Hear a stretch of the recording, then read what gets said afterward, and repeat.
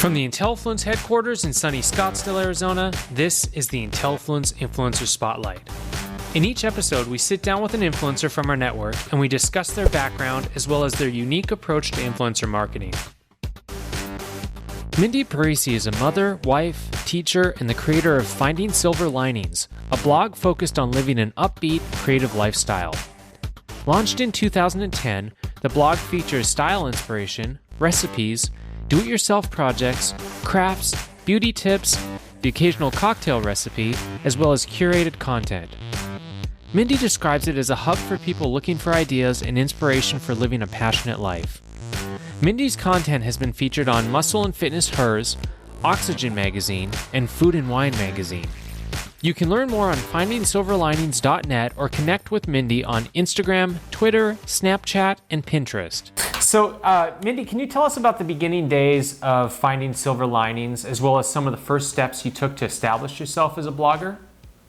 Sure. So it all started when I moved into my new house. So it started kind of to keep my really big Italian family informed at the same time, because my family they all wanted to hear what was going on first. So, oh, I didn't know you redid the floors, or you were doing your cabinets. Why didn't you tell me? So it just started to be really just, we redid a lot of things ourselves. So it was kind of like a DIY home blog. And I posted whenever we made adjustments to the house, and I included pictures and even step-by-step tutorials for other people that might be in the same boat, because we didn't have a ton of money. My husband and I are both school teachers, so nobody goes into teaching for the money. So we did a lot of DIY, and I just figured if I couldn't find this information on the internet, maybe somebody else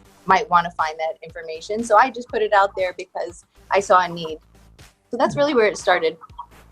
Interesting. Yeah, my wife is a school teacher. I totally get it. So I'm an author, and saw on your page that you're actually working on a book too. I recognize the difficulty of putting it all together. What can you tell us on what you're working on? It's definitely kind of in the middle. I wouldn't say it's all the way at the beginning, and I'm not anywhere near the end. I just kind of want to compile everything, because I've been blogging for like 8 years. So there's a lot of recipes, DIY projects, things like that. And I kind of have them organized on my blog via like a page or a menu.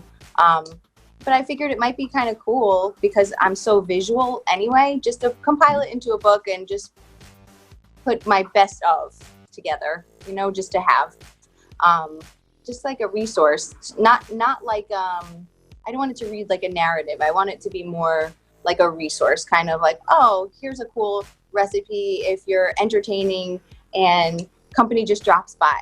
Like quick, easy things. Or what am I going to do with this couch? I kind of want to reupholster it, but I don't even know where to start. Or simple as you just want to make some curtains, or you have a window that needs curtains and you want to do it yourself because you can't find the right dimensions.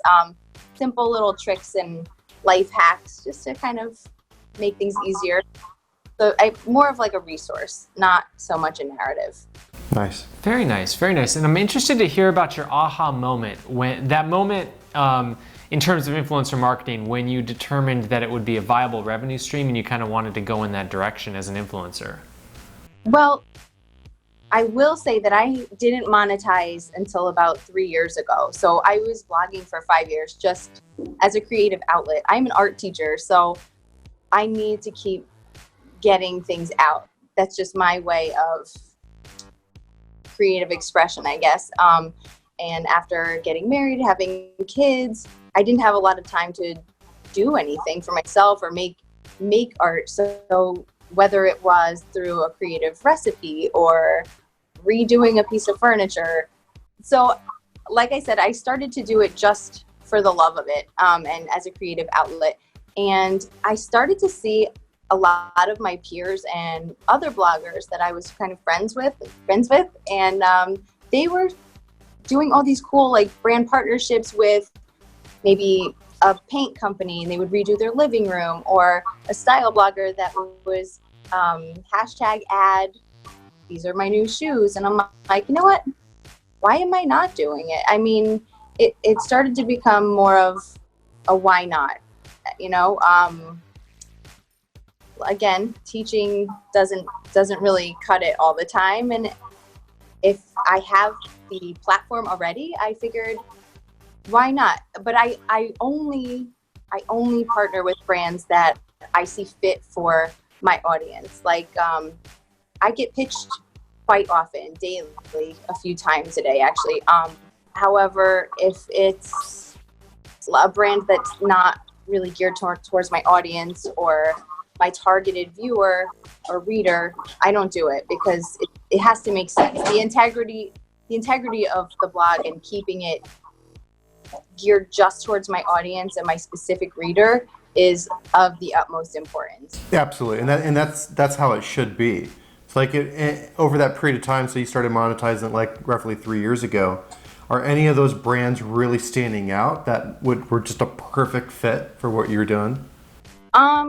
Yes. So there's a couple. There's one brand, it's actually a lipstick and eyeshadow cosmetic company called Nude Envy. And this woman got in contact with me, who was a founder. She was just kind of starting out, which I love a boutique brand. It's female founded. Her family comes from the cosmetic industry. She's very knowledgeable. And it's kind of high end, which my reader likes. They like a splurge. I feel like when I write to one person.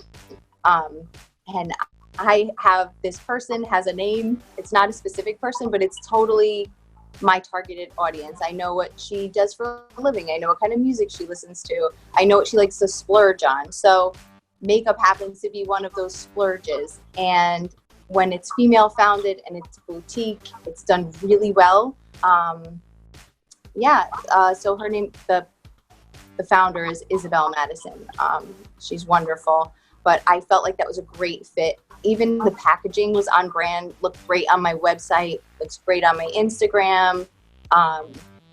And one other brand I would say is JLou Bags.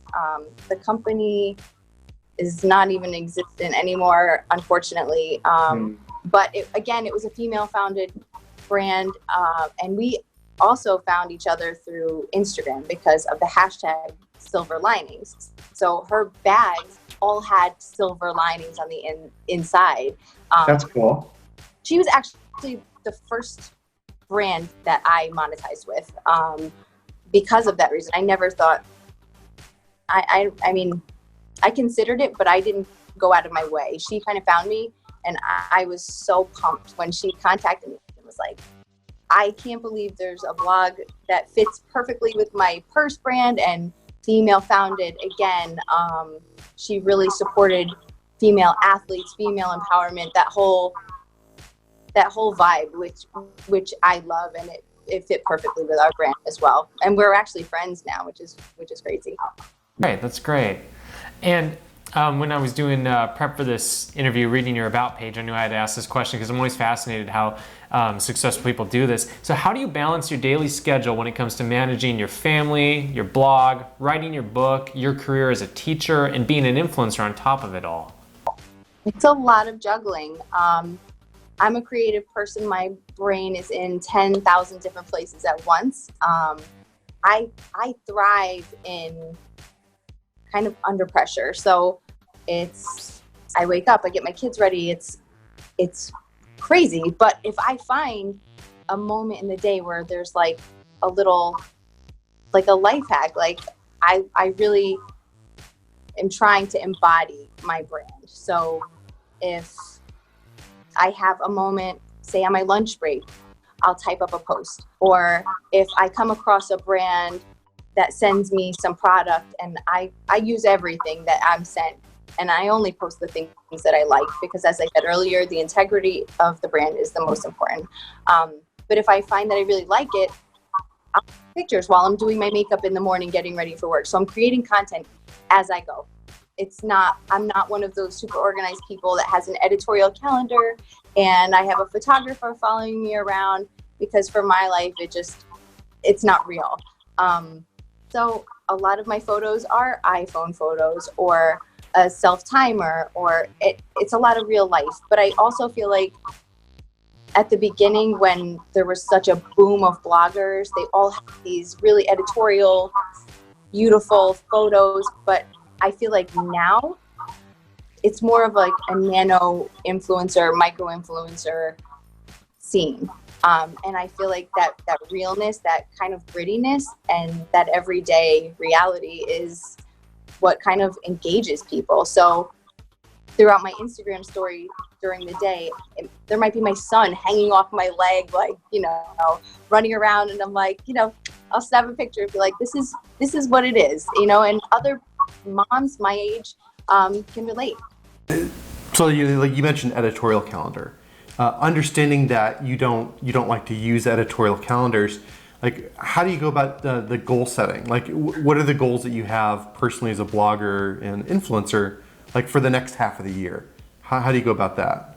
So, like I said, I've been doing it for about 8 years. So I know that around the end of August, I really start hustling to get things together for Fashion Week, because it's kind of snowballed into that. So I have to pitch different PR companies, and sometimes hotels will give a media rate. But I like to shop around for the best rate and the best location.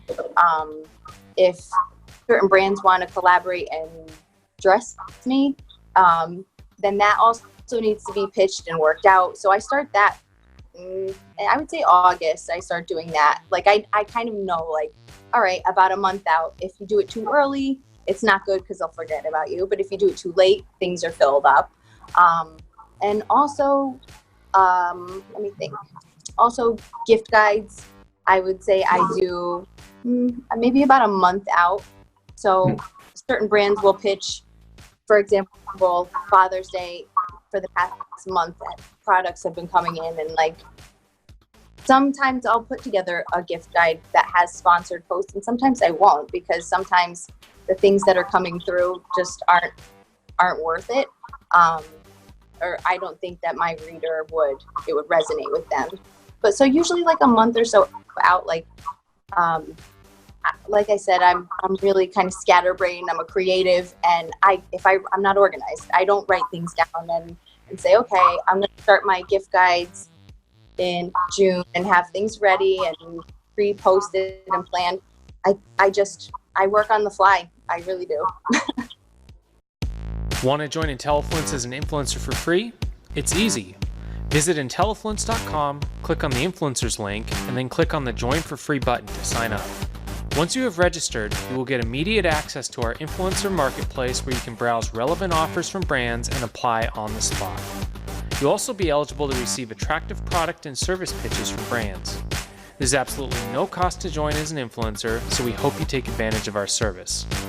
Also, be sure to like us on Facebook, follow us on Twitter, and well, you know the drill. Until our next episode, keep being awesome.